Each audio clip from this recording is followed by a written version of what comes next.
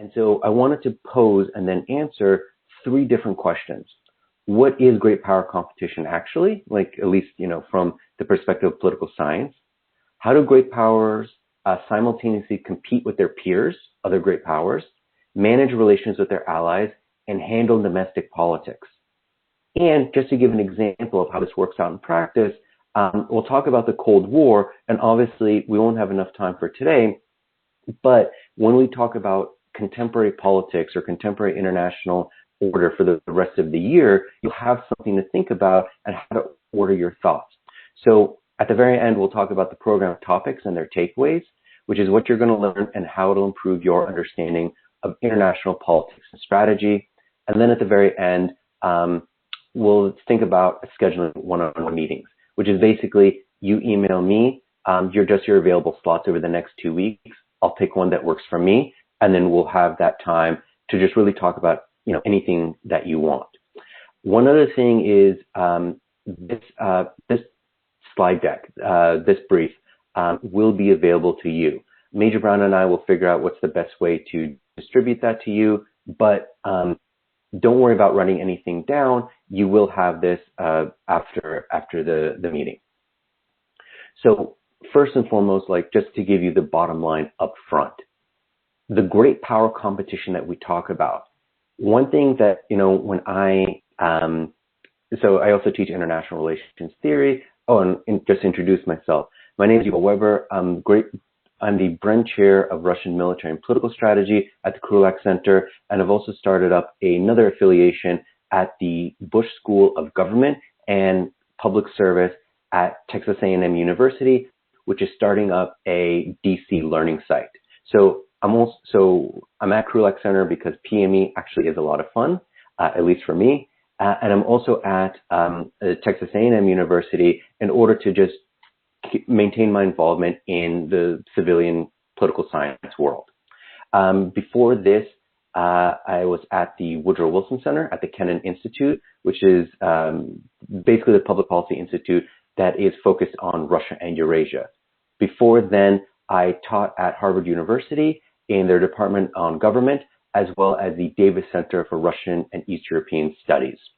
Prior to my time in Cambridge, I spent 4 years in Moscow, Russia, where I taught at a couple universities. And it was at the beginning of that time where I finished my PhD at the University of Texas. So I'm a Longhorn who's now working for Texas A&M, which is an internal conflict that I'm just going to ignore. But just to give you that sense, over my career, I've really tried to sort of understand how does Russia work in international affairs. And so that's what basically brings us to today, which is to think, what the heck is great power competition? If you read the National Defense Strategy, National Security Strategy, you may actually know less at the end compared to the beginning. So the way that you can think about it is that it's three different things happening at once. It's great power conflict between states with independent foreign policy. So when we think about great powers, who are they? Those are the ones who basically are able to dictate international affairs for others. So during the Cold War, which we'll talk about in just a few minutes, obviously this is the United States and the Soviet Union. When we talk today, how many countries have the independent foreign policies in which they're able to dictate international affairs rather than take international affairs? Could be United States, Russia, and China. Obviously, the three countries of interest to us all. So when we think about great power competition, the first thing is, how do these states actually confront each other and run the risk of great power conflict? But at the same time, these great powers are also building, maintaining, or losing hierarchical orders with their allies and their clients, who themselves are trying to always get more for their participation in that order. So just as the great powers are able to give things such as security protection to other states, the clients or the subordinate states are getting something in return. Not only are they getting the protection, but they're also getting different opportunities. They're getting access to different other clients, different other allies of the great power. So when we think about the great power and the client state, it is this sort of give and take. The great power gives protection and the client gives obedience. And how that works in combination is what sets out the relationship between those two states or more. And then finally, great power competition isn't just great power conflict or maintaining good military-to-military relations or good economic relations with other allies, but it's also what's happening inside of the great powers. The great powers are always trying to whip up enthusiasm for foreign policy amongst their domestic populations. Because fundamentally, whether it is President Trump or President Putin or President Xi, all three individuals, if not more, we can talk about Erdogan in Turkey or Modi in India or whomever else, all of these powers are trying to explain to their own citizens why it is important to have a strong military, why it's important to have a robust foreign service, why it's important to have foreign aid to other states, and why, at its core, the country should spend any money on foreign policy and foreign outcomes. Now, to us, it seems sort of, obvious. You want a strong military so that no one tells you what to do in international affairs. Well, how much is that actually true? And to what extent are people willing to pay, let's say, more in taxes in order to support a robust international presence abroad? Are they willing to essentially have, let's say, less spending on schools and roads at home in order to build the goodwill through building schools and roads in other countries? So it is how much the domestic populations are willing to fund a military, a foreign service, foreign aid, things of this nature.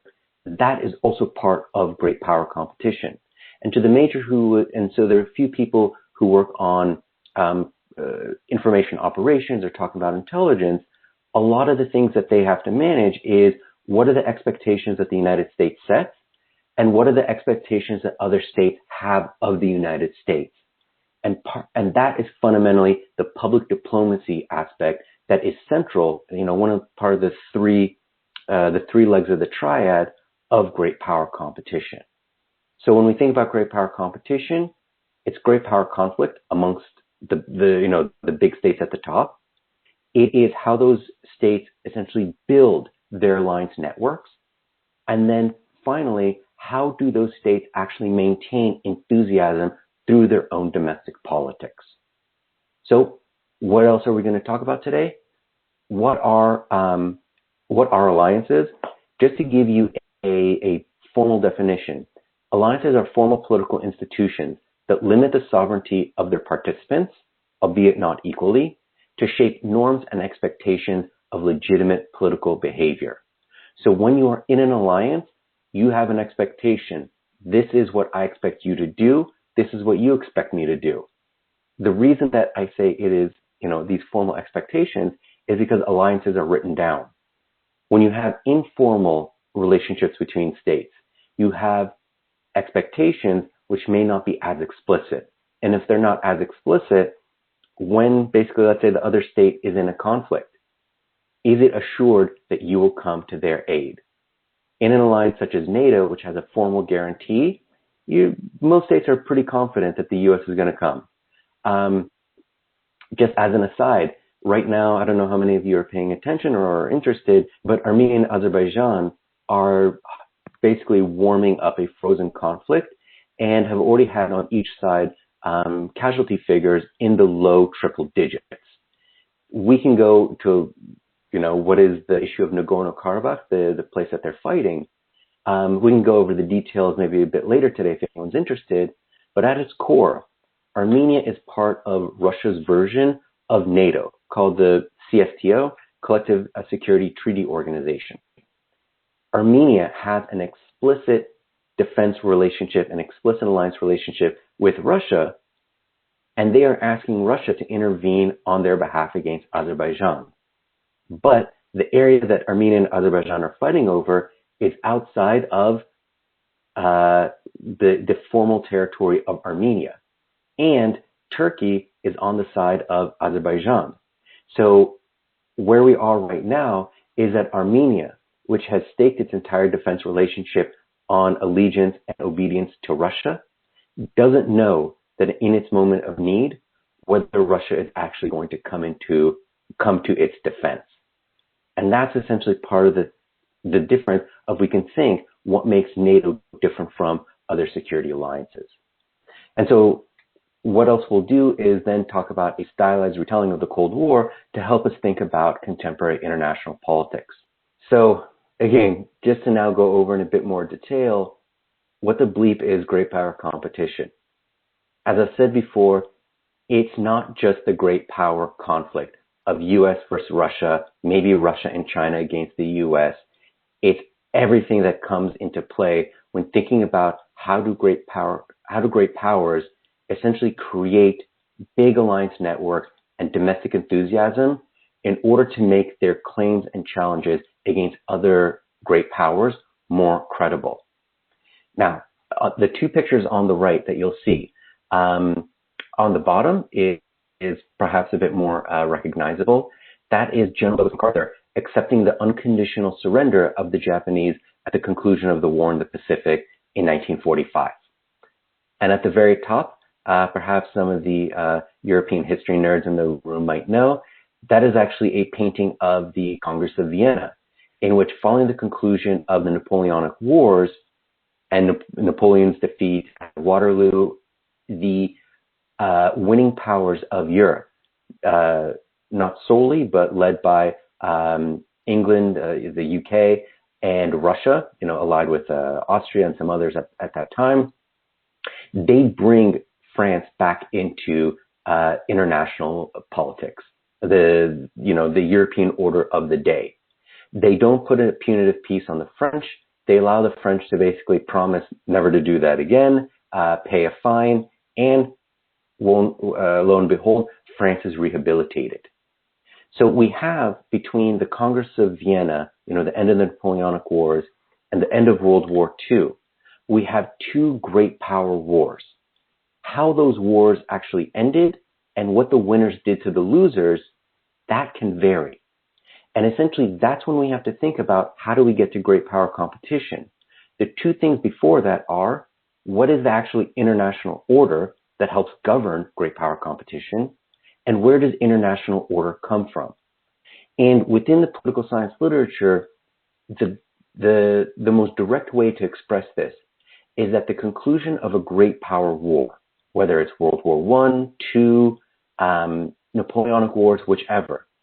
It clarifies the relative rankings of the winners and losers, proxied by the peace treaties signed thereafter, such as what we see on top, or the peace settlement that is reached, which could be just an unconditional surrender. So the winners are the resulting great powers who define the international order that are the rules of the game for themselves and everyone else. The great power conflict is confrontation amongst themselves, hierarchy building with non-great powers, which is creating spheres of influence. So for instance, there was I think the first major who spoke has spent some time in Southeast Asia and has learned Tagalog as a foreign area officer. Tagalog is one of the main languages of the Philippines.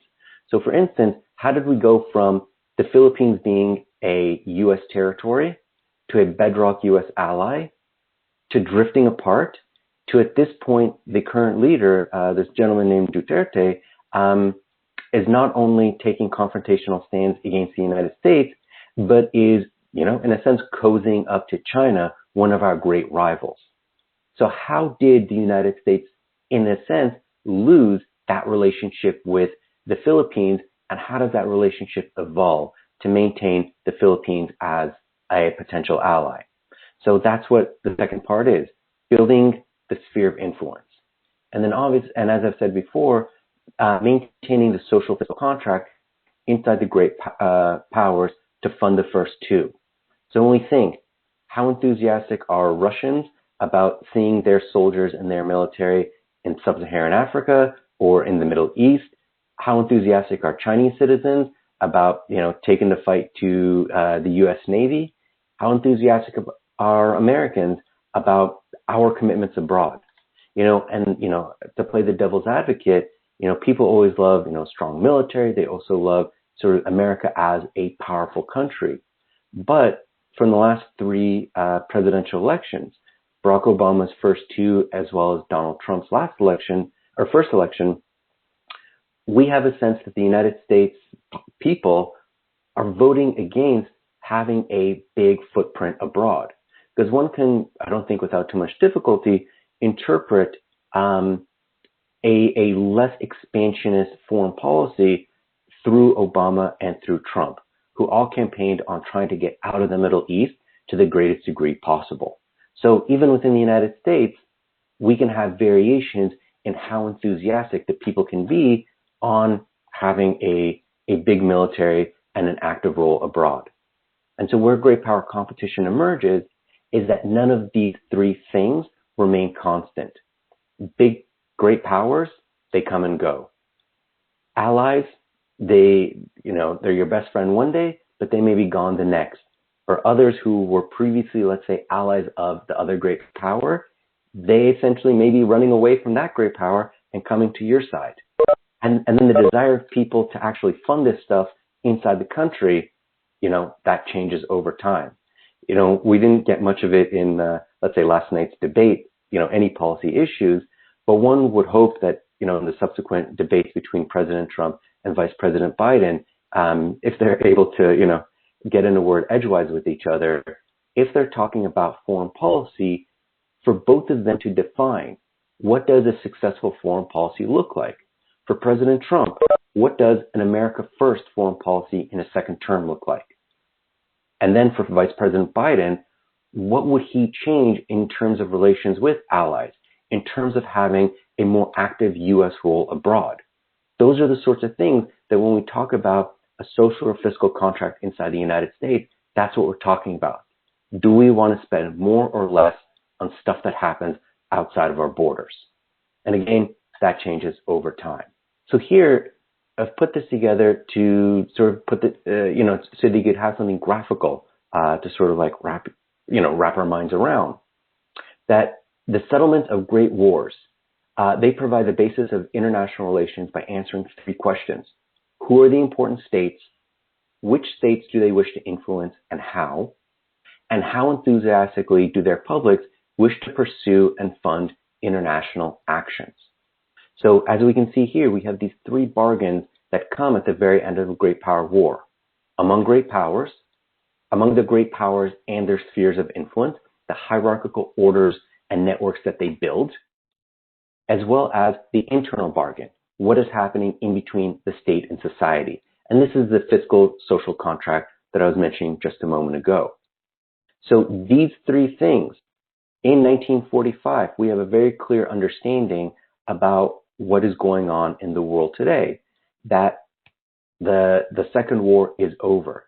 And we'll talk about in just a moment is essentially how did the Soviet-American relationship and alliance in World War II lead to the Cold War within just 2 years, because the relationship between the U.S. and the USSR at the very top there, that didn't hold.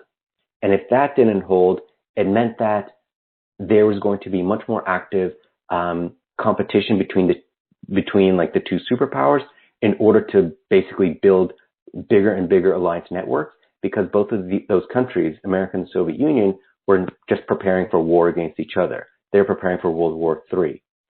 And the enthusiasm of the American public and the Soviet public to fund greater defense spending and diplomatic service abroad, those both increased.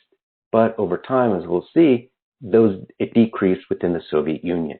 So again, thinking about this, more formally, what great power conflict is between the two or more superpowers or great powers, it divides territory, sets up the rules governing the global economy, defines issues of contestation, and creates or transforms actors in the system. How do allies and influence work together? It's a social contract between the hierarch and the subordinate. Benefits and predictability go down from the hierarch, from the great power to the allied states. And what do the allied states do in return? They get ready to fight in the next great power war. That's what the obedience is.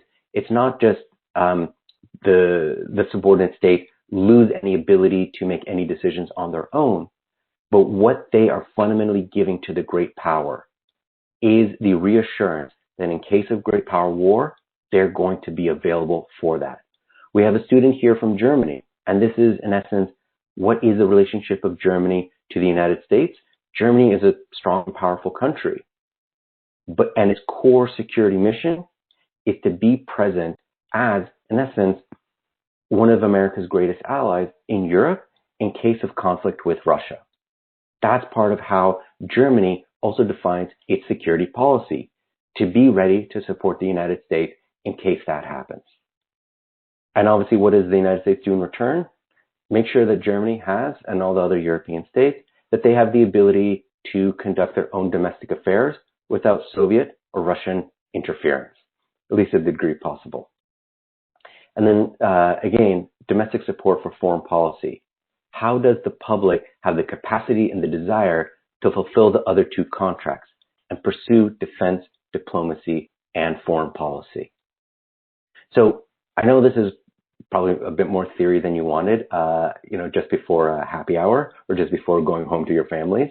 So I want to give sort of a stylized reinterpretation of the Cold War in order to not only drive this home, but also give you a framework for thinking about contemporary international politics and to think about such issues as, if Turkey, to go back to the Armenian-Azerbaijan example, I was doing some interviews on this right before we started here, so that, it's very fresh in my mind, is Turkey is a NATO ally. If Turkey intervenes on behalf of Azerbaijan to basically attack Armenia or Armenian allied positions, one of the key questions is, if Russia then starts to shoot down Turkish planes, do we go to war on Turkey's behalf against Russia and Armenia in order to protect Turkey?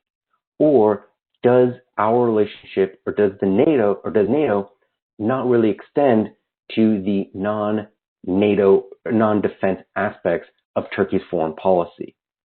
So, the mind starts to reel in terms of what are the potential scenarios. But after I go through this, hopefully we can start to think about what are the choices that are being put towards the Turkish, Russian, American, and other leaders.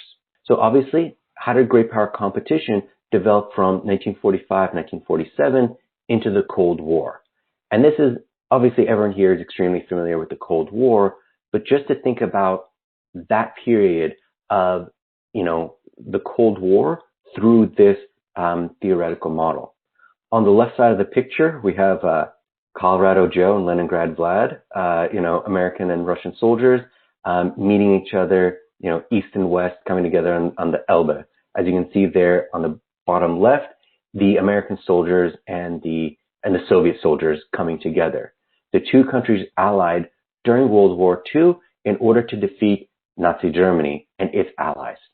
And that picture in the middle is actually German General Keitel, who is signing the unconditional surrender of the German side to bring the war in Europe to a conclusion.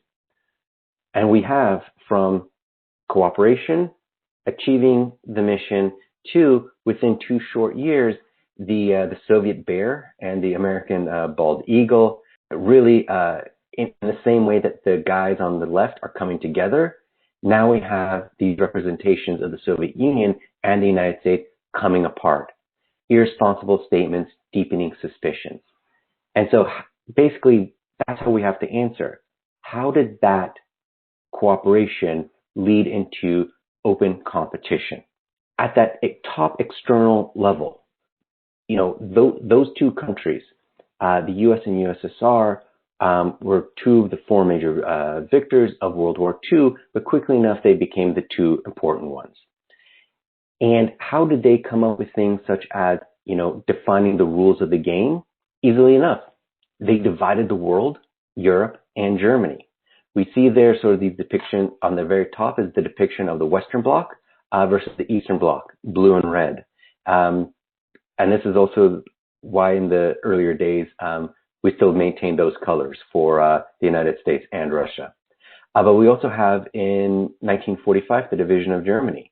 If Germany had been the cause of, in a sense, the First and Second World Wars, what Henry Kissinger had said about Germany, that Germany's tragedy is that it is too big for Europe and too small for the world. And that, and its, power, great power interests is what caused all the consternation amongst the other nations of Europe, and that's what caused the two wars.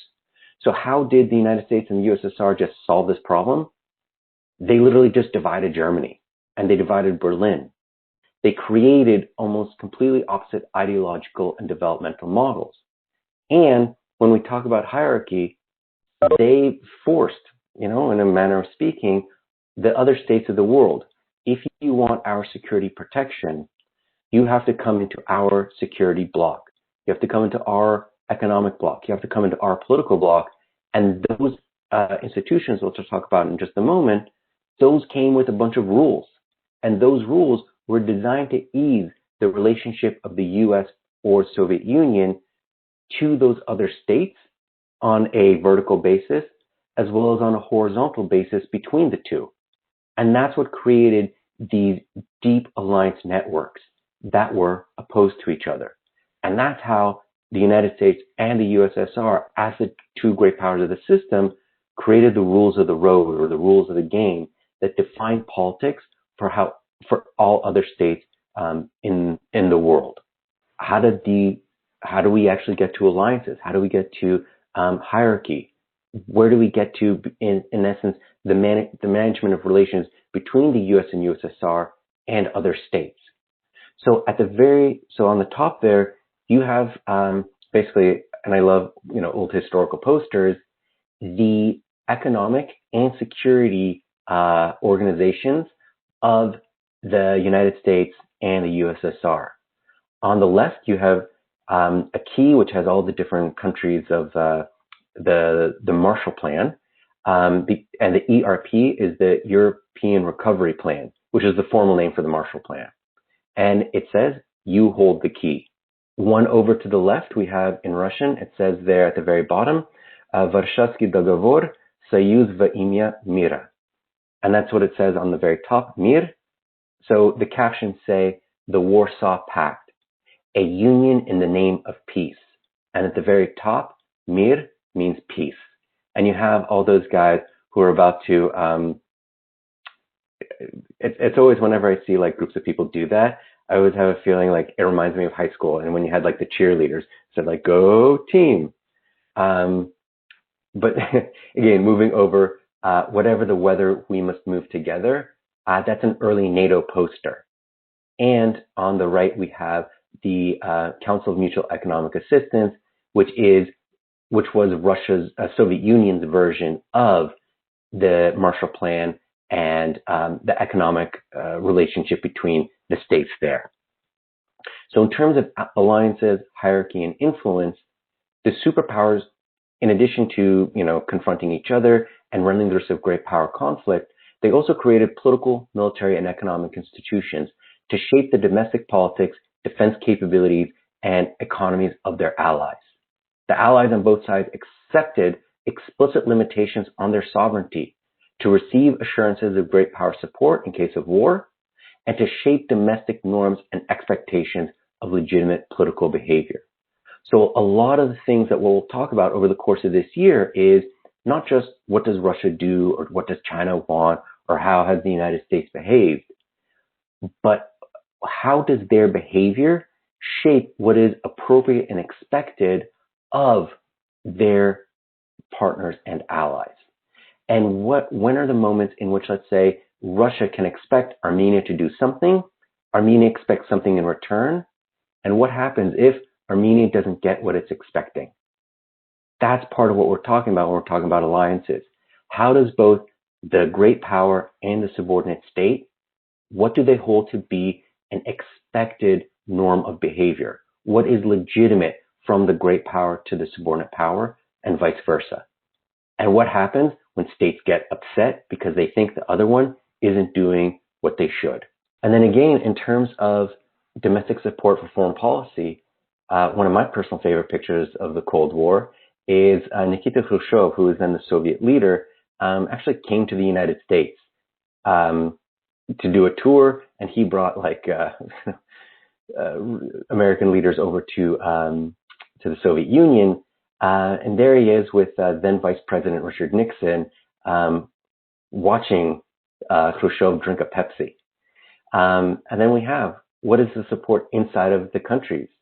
Khrushchev wanted to compete with the United States on a one-on-one basis, to really have the socialist system try to overtake in a fair fight the American-led capitalist system. We then fast forward 20, 30 years. What was the situation by the mid-1980s is obviously we have on the bottom left there, Rambo, and we have on the bottom right, people who are in line for something. They're standing in front of a meat store, but they're even going past the meat store. So the economic capabilities of both sides diverged over the Cold War, making it easier for the Western side to maintain external commitment compared to the Soviet-led bloc. The United States was able to just pay for more stuff. And so we could do good by doing well, and we could do well by doing good. And then when we think about how does this all come to an end, how did the great power competition change between 1989 and 1991? So again, we don't have to go into the great detail, but the poor Soviet economy and Mikhail Gorbachev wanting to sideline his hardline opponents, so the domestic politics inside of the Soviet Union, prompted him to alter the domestic contract through perestroika and retrenchment. So perestroika, which was the restructuring of the Soviet Union, had a key, let's say, a trade that the Soviet Union was going to do more for its domestic population by doing less for people outside the Soviet Union. Gorbachev was, you could say, using the language of today, he was going to make the Soviet Union great again. He was going to essentially go back to the socialist basics, reinvigorate the economy, and part of that was doing things such as what you see in the top picture, which is the Soviet troops leaving Afghanistan in 1989. So no war in Afghanistan, in order to not spend that money there, to spend it at home. So the public support for Gorbachev policies in Eastern Europe amongst Czechoslovak or Bulgarian or Hungarian populations led to the collapse of those governments in Eastern Europe when Gorbachev was unwilling to save those socialist governments. He said to those leaders, if you're not able to maintain your hold on power except through the Red Army, then you need to negotiate with your populations. So the expectation by, let's say, East German leaders or Czechoslovak leaders, that in case anything went wrong, the Red Army would come in and basically, bring the rebellion to an end, bring the revolution to an end through Soviet weaponry. That's what Gorbachev brought to an end. That's what he terminated. And once the threat of Soviet invasion was no longer present, then the population inside of Eastern Europe rose up and threw off their socialist governments. And that came from looking at what was happening inside the Soviet Union. And so then, without an external empire, the same questions then came into the Soviet Union and led to its collapse and the redefinition of international politics. So in effect, the domestic politics of the Soviet Union led Gorbachev to want to make things better for his population. Great. That then led to the populations in Eastern Europe wanting the same thing. Great. That then led his hardline opponents to say, if we don't have an empire, how are we able to maintain the centralized dictatorship within the Soviet Union? And they were not, and Gorbachev and the hardline opponent were not able to come up with a good answer to that solution. So what we have in the middle is Time magazine cover, back when it was a reputable magazine, is Gorbachev and Bush, the then American and Soviet leaders building a new world, which is then coming together in December 1989 after socialism's collapse in Eastern Europe, and them bringing, officially speaking, the Cold War to an end, which then allowed for German reunification by 1990.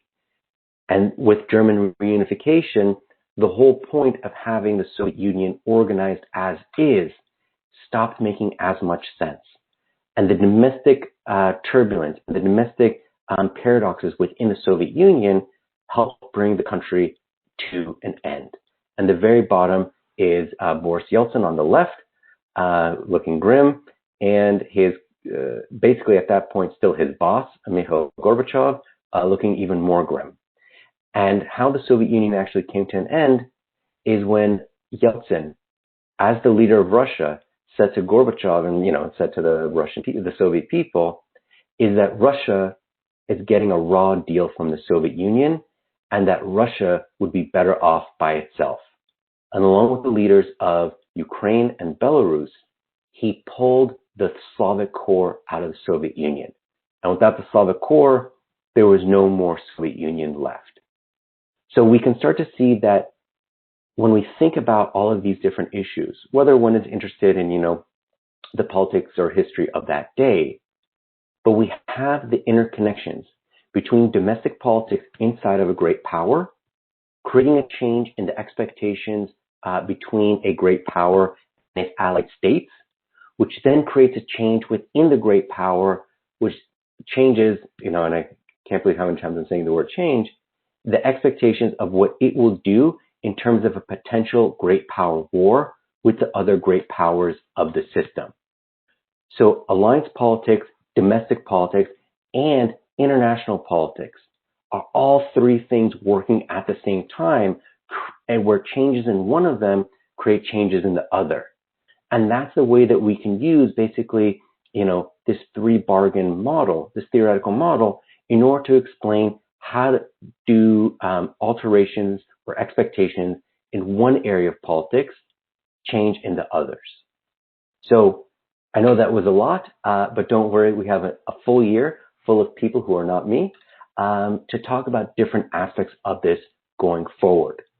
So again, the last thing that I'm going to do is just talk about, to preview the rest of the year. Yeah, so just to conclude for today, because I wanted to make sure that I didn't take up too much of your time, is just to give you the sense, you have this in the PDF that Major Brown has previously sent out. But today, just want to go over the basics.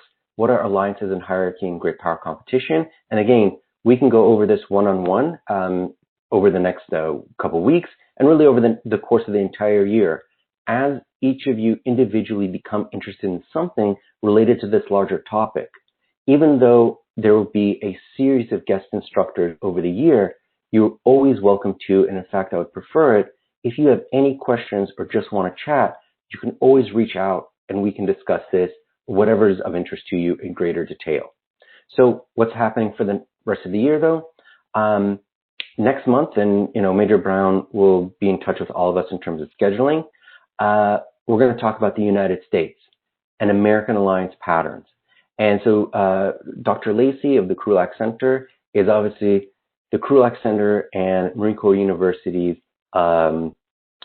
wizard of military history. And he is going to give you a great presentation of how the United States went from peace, commerce, and honest friendship with all nations, entangling alliances with none, from George Washington, farewell address, to building NATO in Europe, offshore balancing in the Middle East, and the hub and spoke system in Asia. And so the big takeaway there is, how did the United States become, what is often called the indispensable power? And part of what we can talk about next month is, or, one of the questions that, I'll pose to Dr. Lacey is, what are the alternatives to, U.S.-led unipolarity and U.S. hegemony? Are there any alternatives, or is every alternative worse than this, quote unquote system that we have now? Which then goes into what we have of the following month, which is Alexander Cooley of Columbia University will be talking about hierarchy versus hegemony. And he and a colleague of his, or a co-author of his, Dan Nixon from Georgetown University, have wrote a new book called The Exit from Hegemony, which we'll all read. And the question there is, has the U.S.-led order in the world today hasn't reached its limit. And so part of what we're going to have between Dr. Lacey and Dr. Cooley is really to have these big, tough questions come up right against each other. How did the United States get here? What are we doing? And where does it go? And that's really to ask the tough questions and for us to really struggle with them.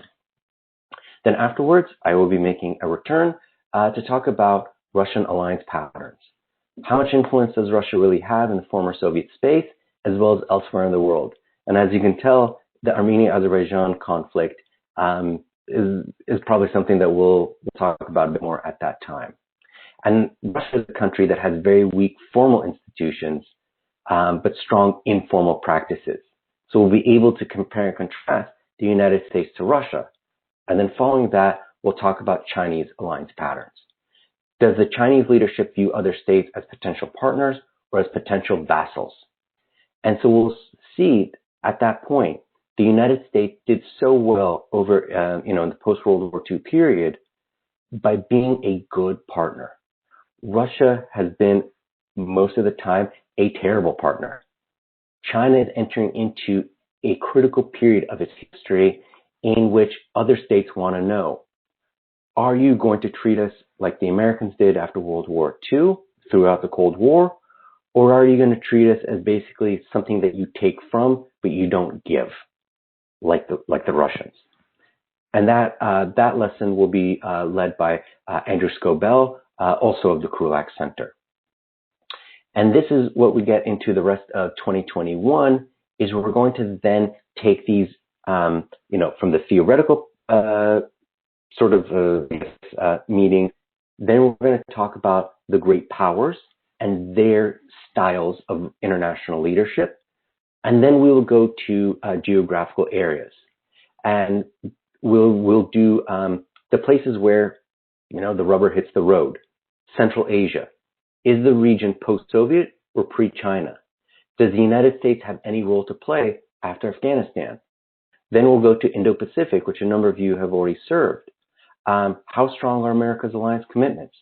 What headway is China making? Then we will go to what is obviously going to be of greater interest sort of going forward, Sub-Saharan Africa. And greater interest, to U.S. national security. What are local concerns and sources of agency? Is Africa being treated as another great game for external actors to divide the spoils?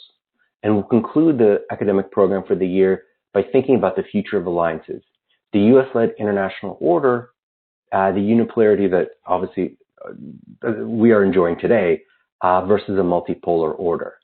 And is multipolarity just going to be something like all regional actors just do whatever it is that they want and just try to manage the consequences? What have we learned from American alliance commitments, challenges, and opportunities? And then obviously, because it's a military crowd, we'll talk about the military implications.